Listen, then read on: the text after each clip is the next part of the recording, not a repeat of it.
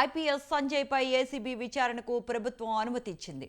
అనుమతి లేకుండా విజయవాడ దాటి వెళ్లొద్దంటూ ఆదేశాలు జారీ చేసింది. ఇప్పటికే అవినీతి ఆరోపణలతో ఉన్న సంజయ్ సస్పెన్షన్లో ఉన్నారు.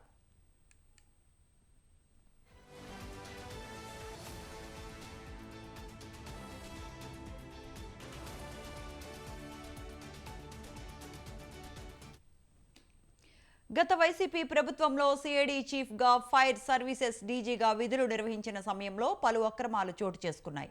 విజిలెన్స్ అధికారులు లోతైన విచారణ జరిపి అక్రమాలు జరిగినట్లు గుర్తించారు.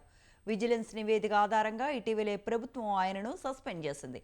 అఖిల భారత సర్వీసుల క్రమశిక్షణ చట్టం 1969లోని సెక్షన్ 3 కింద చర్యలు తీసుకుంది. అక్రమాలపై విచారణ చేయాలని ఏసీబీ అధికారులను ఆదేశించింది. ఏసీబీ అధికారులు కూడా పూర్తి స్థాయిలో విచారణ జరుపుతూ ఉన్నారు.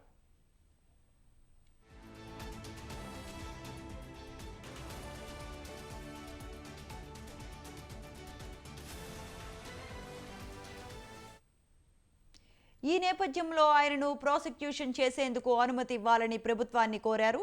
అవినీతి నిరోధక చట్టం 17A ప్రకారం ఒక ప్రభుత్వ అధికారిపై విచారణ జరపాలంటే ఆయనను తొలగించే అధికారం ఉన్న అధికారి అనుమతి తప్పనిసరిగా తీసుకోవాలి.